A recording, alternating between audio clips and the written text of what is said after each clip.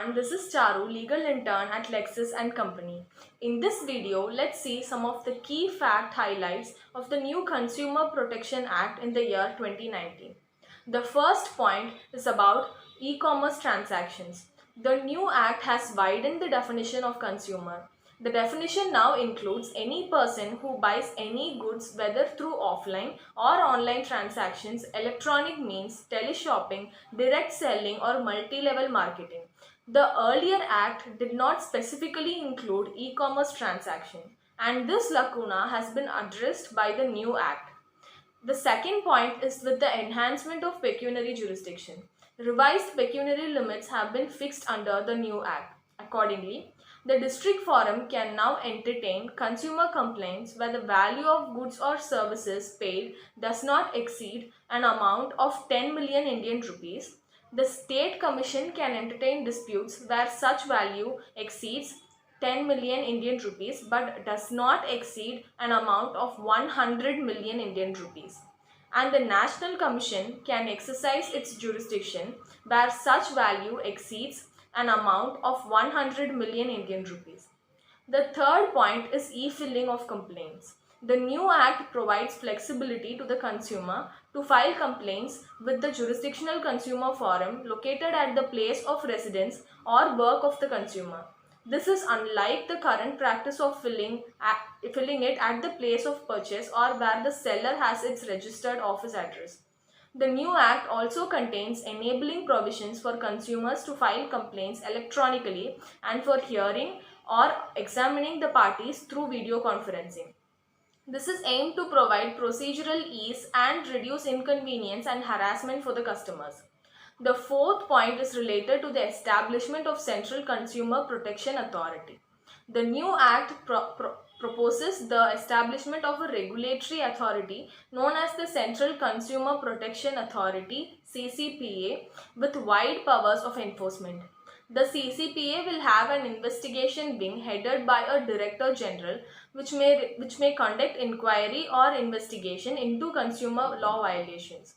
The CCPA has been granted wide powers to take suo motu actions, recall products, order reimbursement of the price of goods or services, cancel licenses, and file class action suits if a consumer complaint affects more than one individual.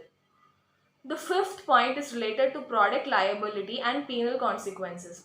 The new act has introduced the concept of product liability and brings within its scope the product manufacturer, product service provider, and product seller for any claim for compensation. The term product seller is defined to include a person who is involved in placing the product for a commercial purpose and as such would include e-commerce platforms as well. The defense that e-commerce platforms merely act as platforms or aggregators will not be accepted. There are increased liability risks for manufacturers as compared to product service providers and product sellers, considering that under the new act, manufacturers will be liable in product liability action even where he provides that he was not negligent or fraudulent in making the express warranty of a product. Certain exceptions have been provided under the new act from liability claims such as that the product seller will not be liable where the product has been misused, altered or modified. The sixth point is related to unfair trade practices. The new act introduces a specific board definition of unfair trade practices which also includes sharing of personal information given by the consumer in confidence unless such disclosure is made in accordance with the provisions of any other law. The seventh point is related to penalties for misleading advertisement. The CCPA may impose a penalty of up to 1 million Indian rupees on the manufacturer or an endorser for a false or misleading advertisement. The CCPA may also sentence them to imprisonment for up to 2 years for the same. In case of a subsequent offence, the fine may extend to 5 million Indian rupees and imprisonment up to 5 years. The CCPA can also prohibit the endorser of a misleading advertisement from endorsing that particular product or service for a period of up to 1 year. For every subsequent offence, the period of prohibition may extend to 3 years. The next point is the new act fixes liability on endorsers considering that there have been numerous instances in the recent past where consumers have fallen prey to unfair trade practices under the influence of celebrities acting as brand ambassadors. In such cases, it becomes important for the endorser to take the onus and exercise due diligence to verify the veracity of the claims made in the advertisement to refute liability claims. The next point is related to the provision for alternate dispute resolution. The new act provides for mediation as an alternate dispute resolution mechanism, making the process of dispute adjudication simpler and quicker. This will help with the speeder resolution of disputes and reduce pressure on consumer courts who already have numerous cases pending before them.